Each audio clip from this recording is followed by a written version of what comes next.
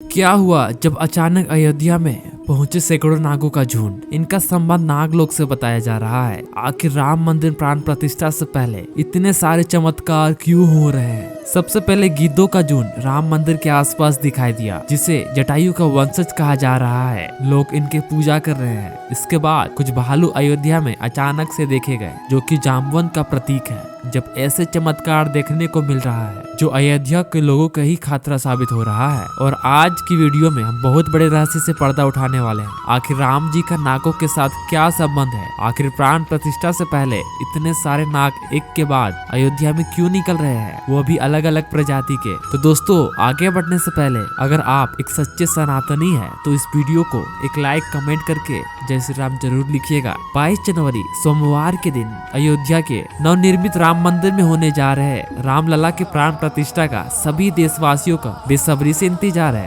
राम जी के स्वागत की तैयारी जोरों शोरों पर है। ये तारीख कोई आम तारीख नहीं है, बल्कि इसके पीछे बहुत ही खास महत्व छुपा हुआ है। आखिर राम मंदिर के प्राण प्रतिष्ठा के लिए 22 जनवरी का समय ही क्यों चुना, इसके पीछे का रहस्य जानकर आपके होश उड़ जाएंगे। त्रेता युग में प्रभु श्री राम का जन्म अभिजीत मुहूर्त में हुआ था। 22 जनवरी सोमवार के दिन मरीचि शास्त्र में अभिजीत का सहयोग बन रहा है। यही कारण है कि स्थिति को रामलला के प्राण प्रतिष्ठा के लिए चुना गया है। साथ ही यह भी माना जा रहा है कि इस शुभ मुहूर्त में रामलला के प्राण प्रतिष्ठा करने से प्रभु श्री राम सदैव मूर्ति के अंदर विराजमान रहेंगे। लेकिन जैसे जैसे प्राण प्रतिष्ठा का समय नजदीक आ रहा है, वैसे वैसे अलग अलग प्रजाति के नाग अचानक ही अयोध्या में प्रकट हो रहे हैं, जो कि अयोध्या वासियों के लिए खतरा बनते जा रहे हैं। लेकिन गिद्धों का और भालू का संबंध तो प्रभु श्री राम से बताया जाता है। उन्होंने रामायण में उनकी सहायता भी की थी। लेकिन इन नागों को श्री राम के साथ क्या संबंध है, आज के इस वीडियो में इस रहस्य से पर्दा उठने वाला है। चौंकाने वाली बात यह है कि इनमें दो प्रजाति के नाग अलग अलग क्षेत्र में बार बार निकल रहे हैं, जिनका संबंध वासुकी और तक्षक नाग के साथ जोड़ा जा रहा है। ऐसा कहा जाता है कि प्रभु श्री राम के भाई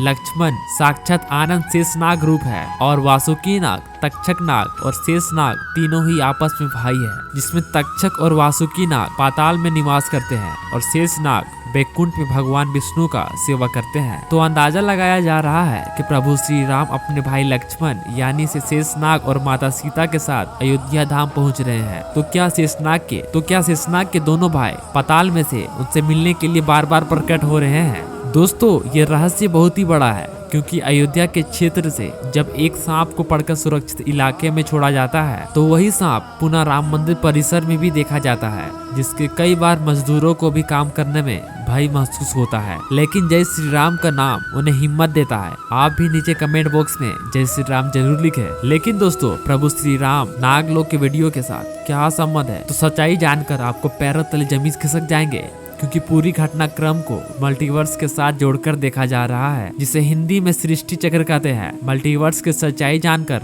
आपके भी रोंगटे खड़े हो जाएंगे। जिस संसार में हम रहते हैं वो सृष्टि विनाश चक्र से गुजरती है। इस संसार के प्रति एक सृष्टि चक्र को एक कल्प कहा जाता है। हर कल्प के 4 युग है, 4 भाग होते हैं। दूसरे भाग या त्रेता युग में राम अयोध्या में जन्म लेते हैं, रामायण करके फिर से बैकुंठ लौट जाते हैं। यानी कि अगर आप इस पृथ्वी पर जीवन यापन कर रहे हैं, आप जो घटना कर्म कर रहे हैं, वही बराबर घटनाएं किसी और यूनिवर्स कल्प में आपके ही रूप के साथ पुनः होने वाले हैं या फिर हो चुकी है। आगे मल्टीवर्स को सच्चाई के साबित करने के लिए एक ऐसी पौराणिक घटनाएं आपको बताएंगे, जिसके जानने के बाद आपको भी मल्टीवर्स की सच्चाई पर आपको भी यकीन होने लगेगा। इस दुनिया में केवल 3 विद्वानों को मल्टीवर्स को देखने की और उनमें जीने की टाइम ट्रेवल करने की इजाजत दी गई है, जिसमें पहले ही वासुकी नाग, दूसरे में शेष नाग और तीसरे हैं काग भुसुंडी देव। तक्षक और वासुकी नाग के बारे में हम आपको बता चुके हैं, लेकिन सवाल उठता है कि आखिर काग भुसुंडी कौन है और आखिर इन्हें प्रभु श्री राम ने अमर कैसे बनाया है। और वेदों और पुराणों के अनुसार काग भुसुंडी 11 रामायण और 16 महाभारत देखी है। वो कब के अंत तक अपने स्वस्थ स्वरूप जीवित रहेंगे। भगवान राम ने ही काग भुसुंडी को अमर बनवाया था। कौवे के रूप में अपने एक जन्म के दौरान काग भुसुंडी का मुलाकात बालक राम से हुई थी।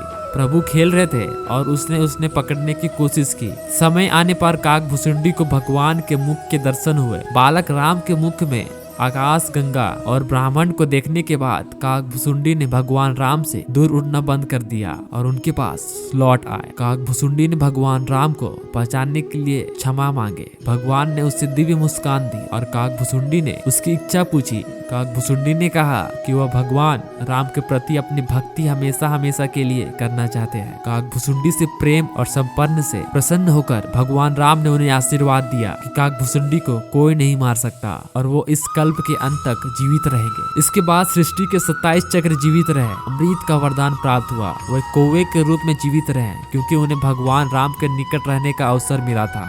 जब भी भगवान राम का जन्म होता है वो अयोध्या जाते हैं। भगवान राम को एक बच्चे के रूप में बड़े होते हैं और खेलते हुए देखते हैं। यह भी हो सकता है कि काकभुसुंडी अयोध्या में ही हाल फिलहाल मौजूद हो और राम मंदिर की निर्माण कार्य को अपनी आंखों से देख रहे हो। यानी कि ये 3 विद्वान अपनी मर्जी से किसी भी कल्प यानी कि किसी यूनिवर्स में जा सकते हैं, टाइम ट्रेवल कर सकते हैं और अयोध्या में अचानक से नागों का पाया जाना, वो भी राम मंदिर प्राण प्रतिष्ठा से पहले, तो इनका संबंध भी वासुकी और तक्षक नाग से लगना गलत नहीं होगा। इन नागों का दर्शन से भक्तों का उद्धार हो जाता है, लेकिन कई लोग होंगे जो अभी भी मल्टीवर्स यानी सृष्टि चक्र को करने के तैयार नहीं होंगे। तो दोस्तों, अगर आप भी इसी तरह का नॉलेजफुल वीडियो देखना पसंद करते हो तो प्लीज हमारे चैनल को लाइक शेयर एंड सब्सक्राइब करना। मिलते हैं नेक्स्ट वीडियो में।